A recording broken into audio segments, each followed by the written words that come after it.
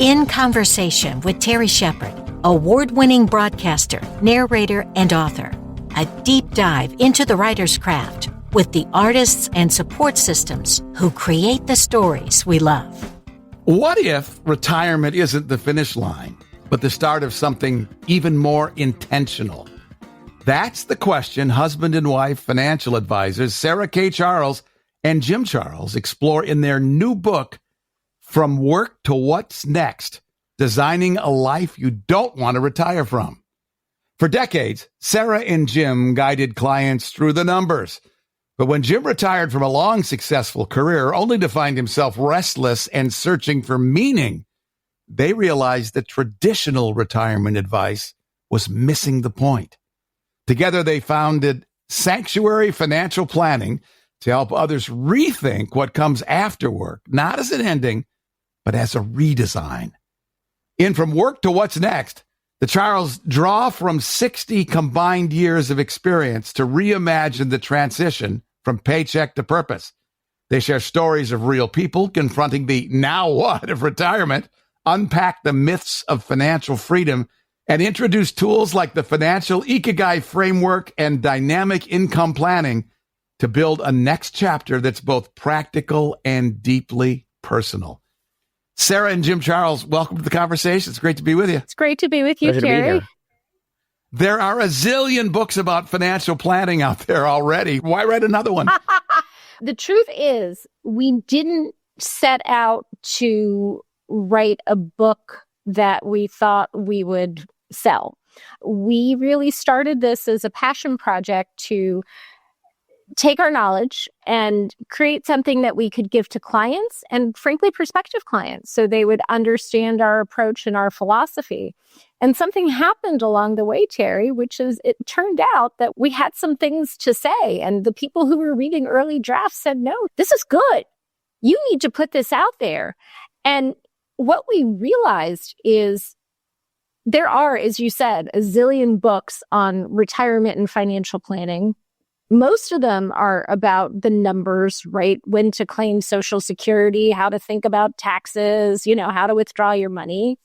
You probably can find a few around purpose and identity. What do you do to fill all this time? But I don't think you will find a book out there that looks at both the numbers and the emotional side of retirement and is written by practicing credentialed financial advisors who do this every day for a living and who have the empathy of having lived it themselves. And that, we think, is such a unique combination. We had to write and publish this book. And I would add, Terry, that it was born of a lived experience from, I'll say, my mistakes moving into retirement. Because when I came into retirement in 2021, it was because I could afford to retire, but I hadn't given really any thought about what's next and what was my purpose going to be and what would hopefully be the next 20, 25 years of my life. And that was a scary time for me. And Sarah and I, we spent a lot of time talking with each other. She was helping me through this time, and we started a business together. And then we decided to write this book based upon some of the mistakes that I think I had made in coming into retirement and other people could hopefully learn from. What were some of those mistakes, Jim? The biggest mistake from my perspective is retirement is not just about, do I have enough money to retire on? It's, what am I going to do with my time once I'm in retirement? Because when I retired, the first day was exhilarating. The first month was, this is fantastic. I don't have to be anywhere at a certain time.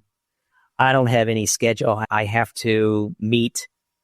And then suddenly boredom starts to set in. And I thought, gosh, what am I going to do with my time? And then you start thinking about, hey, wait a minute, if I don't start using the 6 inches between my ears, this is going to turn to mush pretty quickly. And so what are we going to do about that? And that is where really the hard work starts, when you have to have a purpose for getting out of bed every day. And what I found is you can't just reach up on the shelf and grab purpose and say, here it is. Now I'm good to go. You got to spend time with yourself and figure it out. I told you that. I said to Jim from day one, I was like, you need purpose. You need purpose. You can't just sit in bed and doom scroll the headlines every day. And I think Jim was more interested in leaving a situation that was no longer fulfilling for him and no longer fun. COVID really changed how we worked in our industry, and it took us out of the office and into these black boxes, which are so great. Technology allows us to do wonderful things, but you lose that human connection. And I think Jim didn't give a lot of, it's like going to the airport to say, I need to get away from where I'm at, but without having any clue about where you want to go, and then just wandering around the airport aimlessly. It's not a lot of fun. Sarah, one of the things that I really admire about your work is how your purpose has long been centered on empowering others, especially women, to take charge of their financial lives. How did that mission influence your approach to redefining retirement?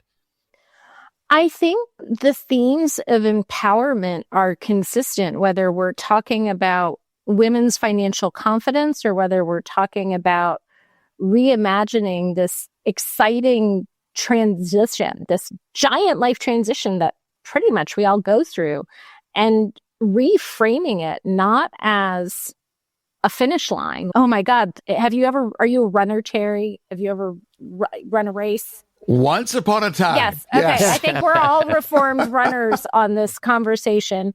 And I remember the exhilaration of crossing the finish line, and it was such a relief, right? And then you just collapse in a puddle of exhaustion. And I think that's how we treat retirement. And I'll say retirement in quotes, like that's the traditional framework around which people think about this transition. And instead it's, no, this is an exciting opportunity. You have financial resources. Hopefully you've got your health and well-being, right? That's super important. And you've got time. And now you get to do something because you want to do it, not because you have to do it. And it doesn't have to be earth-shattering. Your purpose doesn't have to be to go out and solve all the world's problems. It could be something simple like tending your garden or hanging out with your grandchildren. But it's just, who are you when you are not doing what has been required of you every day for 30 or 40 years? And I think to add to that, Terry, what I learned pretty quickly in retirement was retirement is a use of time problem, not a money problem. And we see that a lot with the people that we work with. And what was missing was a purpose. And purpose is the currency which turns that problem, if you will, into an opportunity. And you feel so much better about what these next 5, 10, 15, 20 years are going to look like if you have a purpose and you have a vision as to how you want this next chapter of your life to look. We're talking with Sarah and Jim Charles about their new book, From Work to What's Next, Designing a Life You Don't Want to Retire From. Their website is sanctuaryfinancialplanning.com. And as you can tell from that website title, they are financial planners. Jim, I want to dig deeper into the process of discovering purpose. How can we do that? It's different for everybody that enters retirement. And I would step back, first of all, and say it should be started well before you enter retirement. And my set of circumstances was I decided to make this change into retirement and finish what I was doing in the midst of COVID. And most people probably think about it for months or years prior to entering retirement. And for me, it was a matter of, here I am in COVID. I've got one client, for example, that was halfway across the world, and I'm getting up at 3 a.m. from a 4 a.m. conference call because there was an 8-hour time zone difference.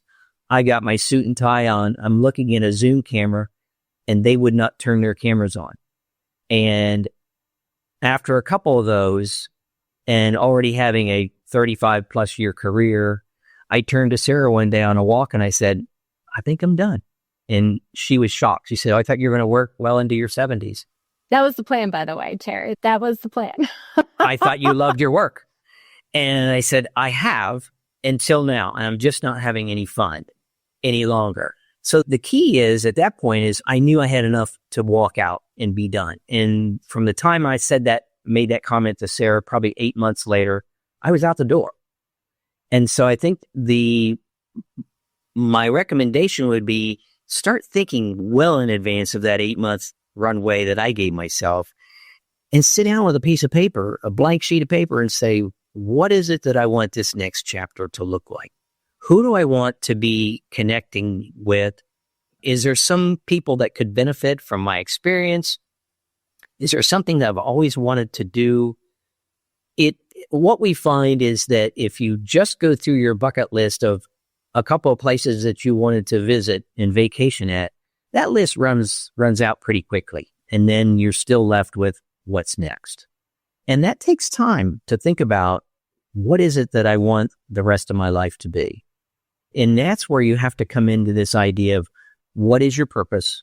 What feels good to you? What gives you meaning? And for me, it was after looking at several different things, pivoting back to this industry and saying there's opportunity here because I loved what I did for 3+ decades.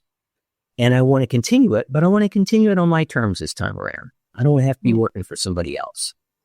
I'm going to jump in, though. I'm thinking, Jim, about the conversation we had yesterday. And yes, absolutely. Trying to start to give some consideration to this chapter. The longer the runway you have, the more intentional and thoughtful you can be.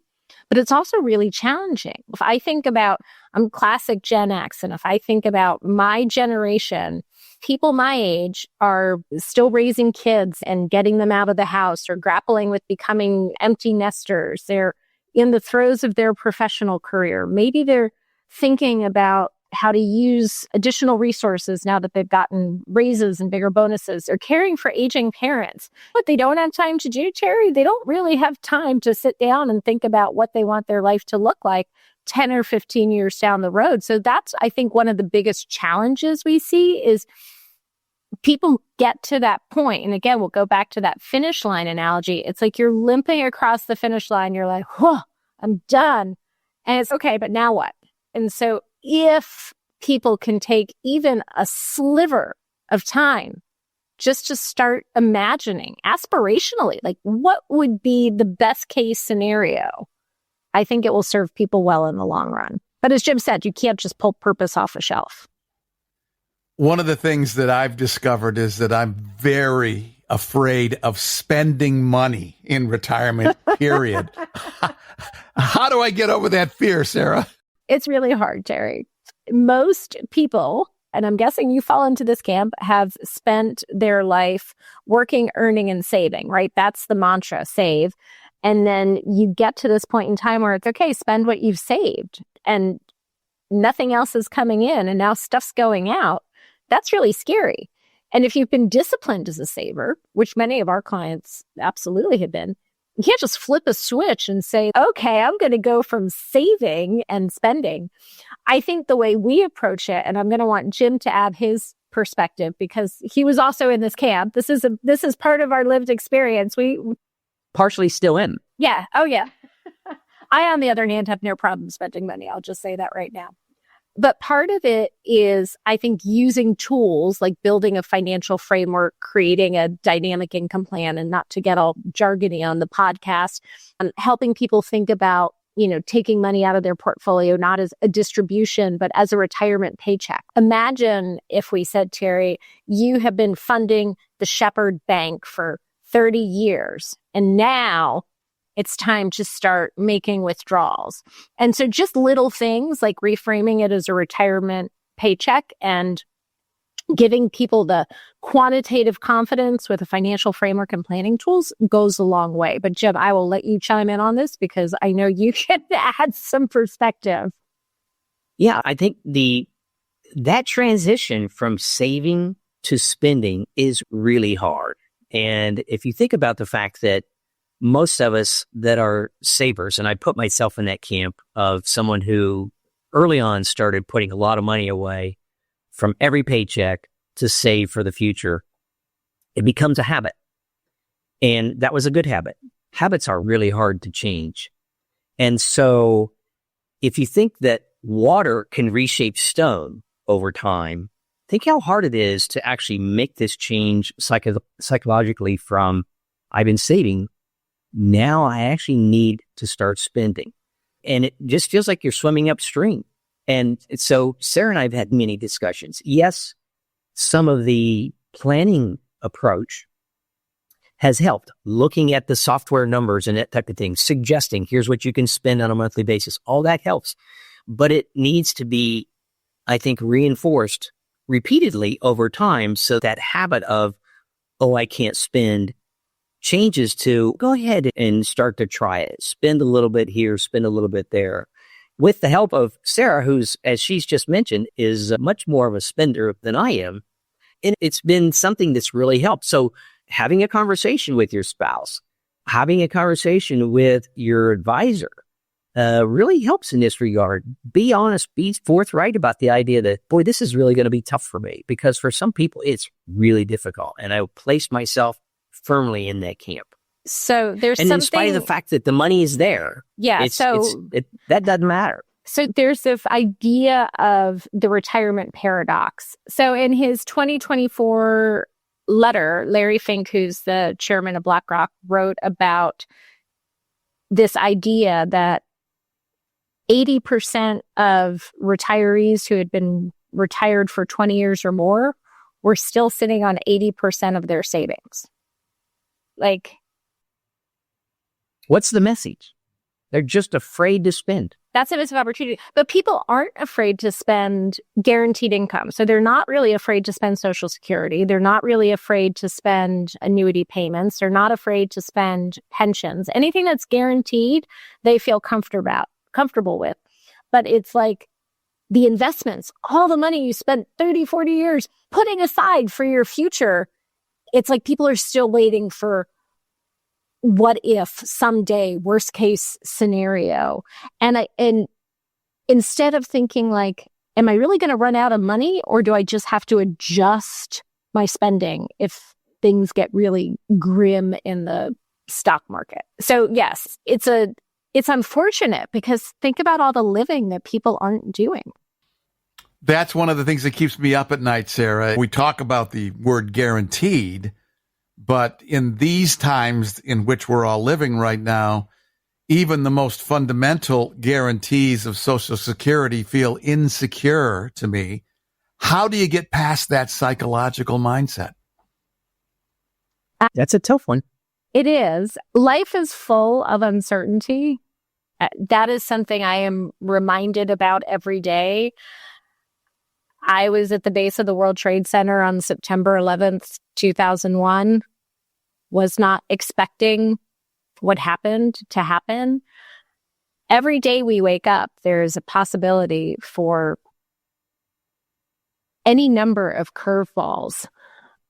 And yet we are, as a people, very resilient. And so let's take your example of Social Security.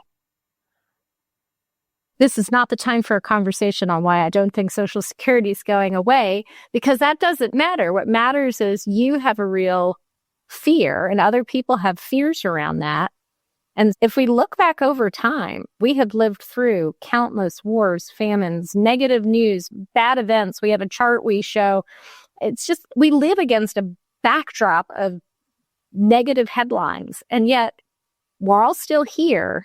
And the stock market has marched up and to the right over that same period of time.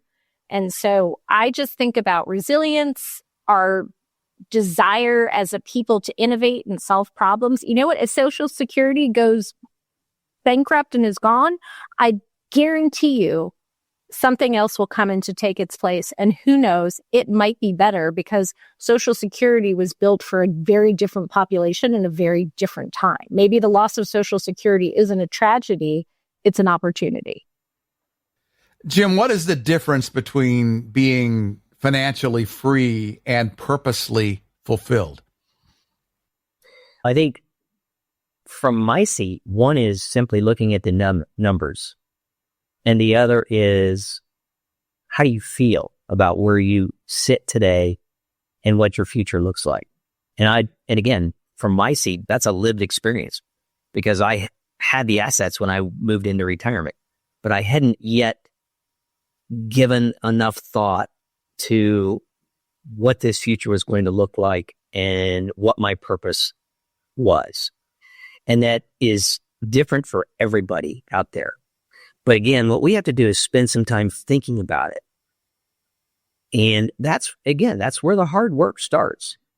It's so important for me to be able to get out of bed every day, have this company, because this is where I landed in starting a firm with Sarah, where we could help people do it differently than the vast majority of planners out there in the marketplace do, based upon our business model, and know that we are impacting people's lives in a positive way, that I, outside of work, have time to spend with Sarah, my wife. I have time to spend with my daughter and my son-in-law and their two twin girls, which we call them babies.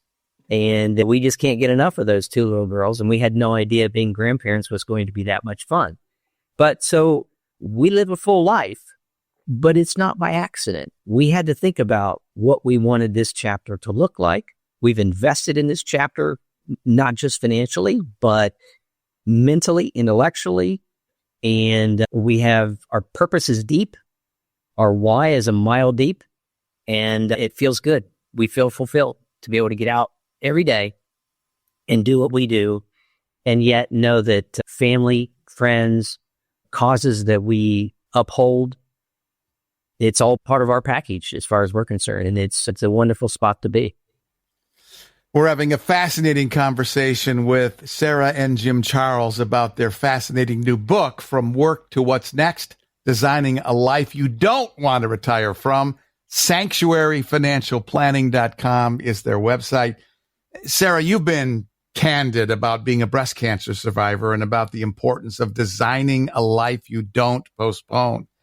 How has that personal journey influenced your philosophy? I don't take anything for granted, for starters, Terry. Cancer survivor has changed me. There's no question. I always think about my future self. I always think about 65-year-old Sarah. And I want to make sure that 50-year-old Sarah is making choices and doing things that my future self is going to thank me for. And prior to starting Sanctuary with Jim, I was at another firm. I had been there for 15 plus years. I thought I was going to end my career there. I loved it. I had my whole future mapped out. By the way, it was the future that 34-year-old Sarah had planned. And then the firm announced a merger of equals, which we can all agree there is no such thing. And so it became very clear to me that I wasn't going to stay. And I actually spent over a year trying to figure out what I wanted. That I was designing my what's next. I wanted to make sure that whatever I chose to do at that particular point in the journey, I think I was 47, that my future self would look back and say, great job, girl. You did good. And I still operate under that philosophy today. I want 65-year-old Sarah to look back over her shoulder and say, thank you. Jim, what role does identity play in the transition from work to what's next? It's not enough just to have money. You have to have, it comes back to this idea of you have to have a purpose. And you have to design what your identity is going to be, what your why is going to be as you go forward. And really that's central to deciding what getting out of bed every day is going to look like. And so we have our identity, our company is our identity, I have an identity as a father where I want to spend time with my wife, as a husband. I have an identity that I want to spend time with my daughter and son-in-law. I want to spend time with my grandchildren. And all of those, some of those are accidental, but some of them have to be by design. And this company clearly is by design, but it has a deep purpose behind it. It has to be authentic, Terry. So fun story from what we started, we thought of as Jim's failed retirement. I now call it his sabbatical. When Jim retired, I was still working, and I loved to cook, and I did a lot of the cooking, but I was also very busy in my career, and said, Jim, why don't you start handling the dinner every night? And he was like, because I had the time. He had the time. So we gave him this identity as a chef. And it turns out it was not a good fit. So Jim would spend all this time every day, like pouring through the tons of cookbooks that I have accumulated over my life. He'd like research recipes. He'd finally find one. He'd go to the store. He'd buy all the ingredients. He'd prep. It was like an all day endeavor. But because Jim would pick recipes that I would only try on a Saturday if I had 10 hours. The last meal he ever cooked came from a 30-minute easy weeknight meals. It was fried sweet potato tacos.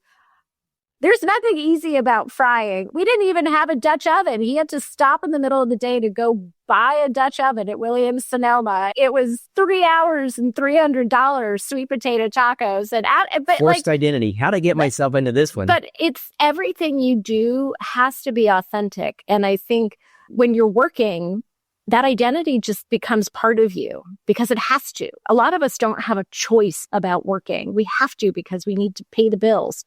So trying to figure out who you are when it's not predefined takes some time. And Jim, I watched him grapple with that because for so long he had been this very senior executive and managing a lot of people and winning big deals. And all of a sudden, he's the guy running around the house with the screwdriver, like rehanging the doors. But what's interesting about Jim is, and he did not share this earlier, he had a financial planning practice back in the 90s. He had it for about 2.5, 3 years right after grad school. And for a variety of reasons, he had to shut it down to focus on his family. So for Jim, this was really coming back to something that had lived deep within him for the last 30 decades. And I think that's one of the most extraordinary things about his story. And I would say that as Sarah was grappling with her merger, simultaneously, I was grappling with what it means to be retired. So this was happening. We were on parallel tracks with each other going down this path. And when I started doing the work and I made the initial desire or decision to, I'm going back into this business. I'm going to start my own practice. Round 2, I'm going to start my own practice. And I kept watching Sarah, and we were having all these discussions and the issues that she was going through with her merger. And finally, one day I turned to her and I said, look, why don't we do this together? Why don't we start this practice together? I had actually already incorporated, had been registered. And so I was probably 120 days down the path. But I turned to her and I said, why don't we do this together? I said, the salary is 0. The benefits are 0. And the risk is high. But number one, between the two of us, we got 60 years experience. We know what we're doing. We're passionate about this business. We also have some feelings about what's wrong with this business and how we would change that. And so let's do this together. So we trotted back down to the attorney's office and changed the corporate structure from me owning the firm to a 50-50 ownership. I re-registered with the state of North Carolina, where we're showing up as both of us as owners. And then we launched. And here we are today, 2.5 years later. And we absolutely love what we're doing. Oh, yeah. I hadn't realized that, Jim, that we were on parallel paths like that. That's so, how did I not ever process that? But yeah, we were going through very similar journeys, just because my identity was defined by the role I thought I was going to step into. And when that was no longer an option, it's okay. What do I want to be when I grow up? Sarah, what do you hope people will take away from their encounter with what's next? I hope that people see it as an opportunity, an exciting opportunity, not something to be afraid of, not something that you're going to fail. Retirement isn't pass fail. This isn't about getting it wrong. This is an exciting time, but it's messy. And so I want people to think about what's next is this, to use an analogy from Arthur Brooks, who wrote Strength to Strength, which is a fantastic book. Jim's reading it now. He says, instead of thinking about it as a blank canvas, think about it as a block of jade. Think about this chapter as a block of jade, and you're holding the chisel, chipping away to see what is uncovered. It's like this idea that it's there. You just need to explore and figure it out. I would say that, to Sarah's point about not having it all figured out all at once, but giving some mind space to it, thinking about it, not just focusing on the numbers, because the numbers are what the numbers are. It's what you want the rest of your life to look like. And that is so important. That is so important. And if you give that enough thought and spend enough time with that, with yourself, I think you can be rewarded in that space. And I know we certainly have. The book is From Work to What's Next, Designing a Life You Don't Want to Retire From. I've read dozens of financial planning books, and this is the most holistic approach to looking at financial planning as a larger part of life. Highly recommended by our special guests, Sarah and Jim Charles. Thanks for the conversation. This has been great. Thanks, Terry. Been fun. In Conversation with Terry Shepard is a copyrighted presentation. All rights reserved. I'm Lisa Davis. Join Terry Shepard next time in Conversation.